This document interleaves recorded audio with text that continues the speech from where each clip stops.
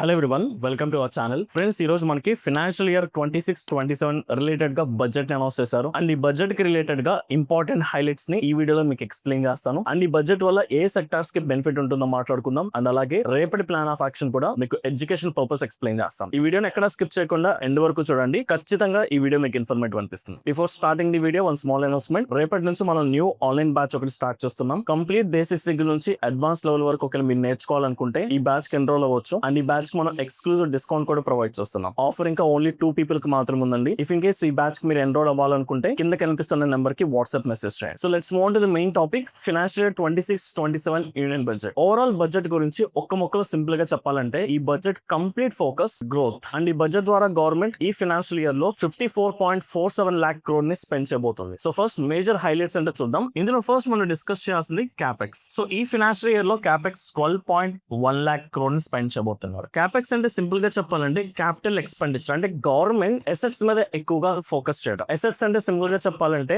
Roads మీద కానీ are railways లేదా ఇన్ఫ్రాస్ట్రక్చర్ మీద స్పెండ్ చేయడం. ఇలాంటి అసెట్స్ మీద గవర్నమెంట్ ఆల్మోస్ట్ 12.1 lakh crore ని స్పెండ్ చేయబోతుంది. అండ్ ప్రీవియస్ ఇయర్ తో కంపేర్ చేసుకుంటే ఈ ఫైనాన్షియల్ ఇయర్ లో ఈ క్యాపెక్స్ ఆల్మోస్ట్ 9% ని ఇంక్రీజ్ చేశారు. సో గవర్నమెంట్ మేజర్ ఫోకస్ అంతా కూడా అసెట్స్ ని ఇంప్రూవ్ చేయడం మీద ఫోకస్ చేస్తుంది. సో దీని వల్ల అడ్వాంటేజ్ ఏంటంటే అసెట్స్ ఇంప్రూవ్ అవుతున్నాయి అంటే ఆబ్వియస్లీ ఎంప్లాయబిలిటీ కూడా ఇంక్రీజ్ అవుతుంది. పీపుల్ కి ఇన్కమ్ సోర్సెస్ పెరుగుతాయి, కన్సంప్షన్ కూడా ఇంక్రీజ్ అవుతుంది. సో దీని వల్ల మన పర్టికులర్ గా సెక్టార్ చూసుకుంటే సిమెంట్ సెక్టార్ కి చాలా అడ్వాంటేజ్ ఉంటుంది, అండ్ స్టీల్ సెక్టార్ కి అడ్వాంటేజ్ ఉంటుంది, అండ్ క్యాపిటల్ గూడ్స్ సెక్టార్ కి కూడా అడ్వాంటేజ్ ఉంటుంది. ఈ సెక్టార్స్ ఎక్కువగా బెనిఫిట్ పొందబోతున్నాయి ఈ ఫైనాన్షియల్ ఇయర్ లో. అండ్ సెకండ్ మనం మాట్లాడుకోవాల్సింది బయోఫార్మా శక్తి. సో ఈ బయోఫార్మా శక్తి అనే ఒక ప్రాజెక్ట్ ద్వారా ఆల్మోస్ట్ 10,000 crores ని గవర్నమెంట్ స్పెండ్ చేయబోతుంది. So what is biopharma Shakti? Simple గా చెప్పాలంటే మన ఇండియాలో ఏదైనా డ్రగ్స్ రిలేటెడ్ గా డెవలప్మెంట్స్ గురించి కానీ వ్యాక్సిన్స్ రిలేటెడ్ గా రీసెర్చ్ చేయడానికి కావాల్సిన ఇన్ఫ్రాస్ట్రక్చర్ మీద గవర్నమెంట్ 10,000 crores ని స్పెండ్ చేయబోతుంది. So this is also good project. And third highlight మనం మాట్లాడుకోవాల్సింది సెమీ కండక్టర్ మిషన్ 2.0. ఇప్పటి వరకు మన ఇండియా సెమీ కండక్టర్స్ ని మోస్ట్లీ చైనా అండ్ తైవాన్ నుంచి ఎక్కువగా ఇంపోర్ట్ చేసుకుంటుంది. మన ఇండియాలో సెమీ కండక్టర్ మ్యానుఫ్యాక్చర్ యూనిట్స్ చాలా తక్కువ, ఆల్మోస్ట్ నెగ్లిజిబుల్ అనుకోవచ్చు. అండ్ మన ఇండియన్ మార్కెట్ లో సెమీ కండక్టర్ షార్టేజ్ చాలా ఎక్కువ ఉంది, డిపెండెన్స్ ఎక్కువ ఉంది, వేరే కంట్రీ మీద మనం ఎక్కువగా డిపెండ్ అవుతున్నాం. సో అందుకని ఈ సెమీ కండక్టర్ మిషన్ 2.0 ద్వారా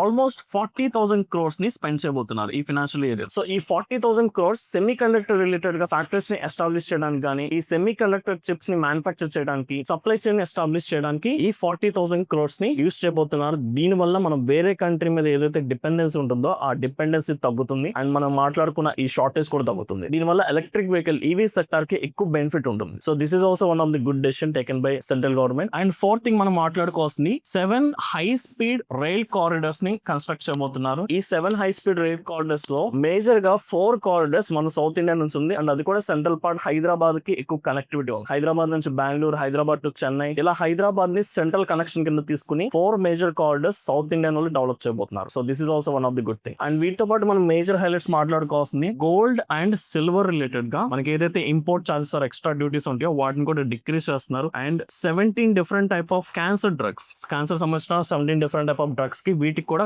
కస్టమ్ డ్యూటీని కంప్లీట్ గా తీసేస్తున్నారు. సో ఎక్కువగా పీపుల్ కి అవైలబుల్ ఉండడానికి. And tax on foreign tours, if in case మనం కనుక ఫారిన్ టూర్ ప్లాన్ చేసుకుంటే ప్రీవియస్ గా ఈ ట్యాక్స్ 5% ఉండేది, ఇప్పుడు దీన్ని తగ్గించి 2% కి తీసుకొచ్చారు. ఫారిన్ టూర్ రిలేటెడ్ గా ట్యాక్సెస్ కూడా తగ్గబోతున్నాయి. అండ్ వీటితో పాటు మేజర్ గా ఫార్మర్స్ రిలేటెడ్ గా కానీ, హెల్త్ సెక్టర్ రిలేటెడ్ గా అండ్ స్టార్టప్స్ రిలేటెడ్ గా కూడా గవర్నమెంట్ చాలా ఫోకస్ చేస్తుంది. సో ఈ బడ్జెట్ గురించి ఇన్ డీటెయిల్ సెక్టర్ అలొకేషన్ మొత్తం కూడా నేను మన టెలిగ్రామ్ ఛానల్ ఒక PDF ఫార్మాట్ పంపిస్తాను. ఇఫ్ ఇన్ కేస్ మీరు ఇంకా టెలిగ్రామ్ ఛానల్ ఫాలో అవ్వకపోతే ఈ వీడియో డిస్క్రిప్షన్ లో టెలిగ్రామ్ ఛానల్ లింక్ ప్రొవైడ్ చేస్తాం, ఇమీడియట్ గా జాయిన్ అవ్వండి. ఇక్కడ మనం ఓన్లీ హైలైట్స్ మాట్లాడుకున్నాం. సో ఇప్పటి వరకు పాజిటివ్స్ మాట్లాడుకున్నాం. ఈ ఎంటైర్ పాజిటివ్స్ బట్టి గవర్నమెంట్ మేక్ ఇన్ ఇండియా మీద ఎక్కువ ఫోకస్ చేస్తుంది. At the same time government long term growth, long term assets మీద ఎక్కువగా ఫోకస్ చేస్తుంది. సో దీని వల్ల మన ఎకనామీ స్ట్రాంగ్ అవడానికి ఛాన్సెస్ ఎక్కువ ఉన్నాయి. This is good thing. కానీ కొన్ని డిసప్పాయింటింగ్ ఫ్యాక్టర్స్ కూడా ఉన్నాయి, వాటి గురించి కూడా మాట్లాడుకుందాం. సో ఫస్ట్ డిసప్పాయింటింగ్ ఫ్యాక్టర్ అంటే చాలా మంది కొన్ని ఎక్స్పెక్టేషన్స్ ఏంటంటే ఈ బడ్జెట్ లో ఇన్కమ్ ట్యాక్స్ రిలేటెడ్ గా ఒక అప్డేట్ ఉంటుంది అనుకున్నారు. సో ఇన్కమ్ ట్యాక్స్ రిలేటెడ్ గా ఎలాంటి అప్డేట్ రాలేదు. నో చేంజ్, ప్రీవియస్ మనకి ఎలాగైతే ఉందో సేమ్ అలాగే ఉంది. కాకపోతే ఇన్కమ్ ట్యాక్స్ రిలేటెడ్ గా ఒక కొత్త లా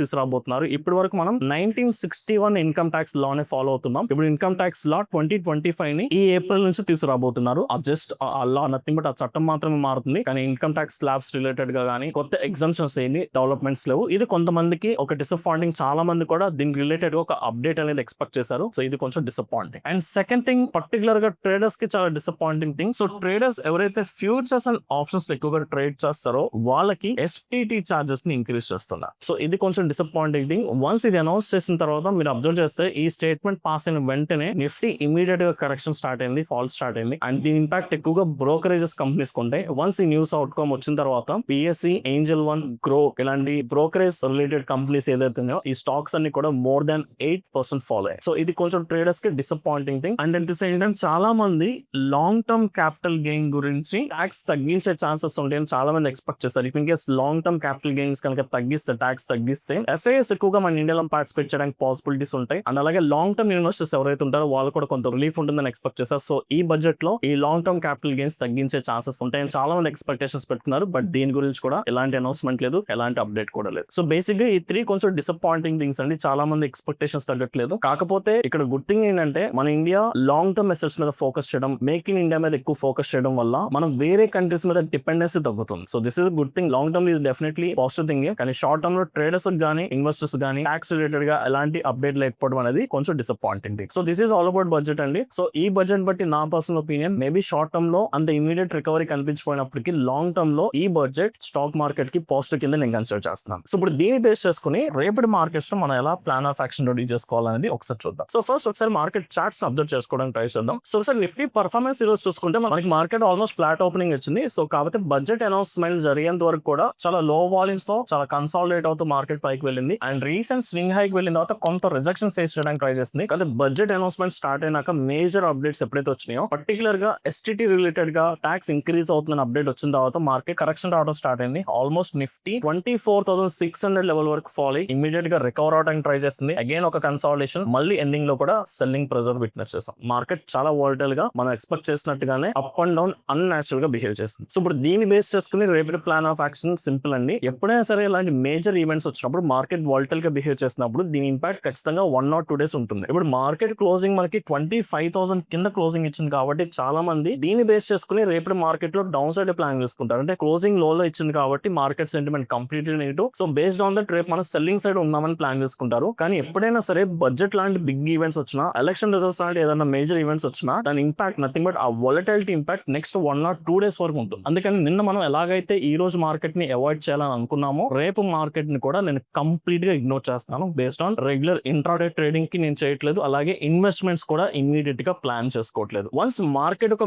మేజర్ ట్రెండ్ ఎస్టాబ్లిష్ అయిన తర్వాత, వన్స్ ఈ వాలటిలిటీ తగ్గి మార్కెట్ ఒక ప్రాపర్ ట్రెండ్ ఆర్ ఒక ప్రాపర్ డైరెక్షన్ లోకి వెళ్ళిన తర్వాత అప్పుడు మనం డిసైడ్ అవుతాం. ఎందుకంటే based on this budget almost అన్ని సెక్టార్స్ కరెక్షన్ వచ్చినాయి. Metal sector, financial sector, almost అన్ని సెక్టార్స్ రెడ్ లో క్లోజ్ అయినాయి. ఐ థింక్ ఓన్లీ నిఫ్టీ 80 మాత్రమే 0.5% పాజిటివ్ ఉంది. సో బడ్జెట్ లో కొన్ని డిసప్పాయింటింగ్ థింగ్స్ ఉన్నాయి కాబట్టి ప్రాఫిట్ బుకింగ్ జరిగింది. కానీ దాని ఇంపాక్ట్ ఎంత వరకు ఉంటుంది అనేది మనం అట్లీస్ట్ 1 or 2 days వెయిట్ చేస్తే గానీ మనకి తెలియదు. కాబట్టి మేజర్ లెవెల్స్ వరకు ఏంటనేది ఫోకస్ చేసుకుందాం. సో ఫస్ట్ నిఫ్టీలో మనం ఒకవేళ ట్రేడ్ ఎగ్జిక్యూట్ చేసుకోవాలనుకుంటే ఆర్ పాజిటివ్ సైడ్ ఒకవేళ చూడాలనుకుంటే 25,000 లెవెల్ అబౌవ్ పైన మనం అప్ సైడ్ కి వెళ్ళొచ్చు. కదా మార్కెట్ 25,000 పైన ఒక strong closing at least 1 hour candle strong bullish candle form అయితేనే అప్పుడు అప్ సైడ్ ప్లాన్ చేసుకుందాం. So below 25,000 will be the selling opportunity. So about 25,000 will be the buying opportunity. So trend confirmation అనేది 25,000 above ఉంటేనే అప్పుడు మనం up trend కింద consider చేసుకుందాం. So reference level 25,000. రేపు క్లోజింగ్ అనేది నాకు ఇంపార్టెంట్. సో రేపు క్లోజింగ్ బట్టి మాత్రమే ఎల్లుండి ప్లాన్ ఆఫ్ యాక్షన్ రెడీ చేసుకుంటాను. సో రేపటి మార్కెట్ లో కూడా నేను కంప్లీట్ గా ఎలాంటి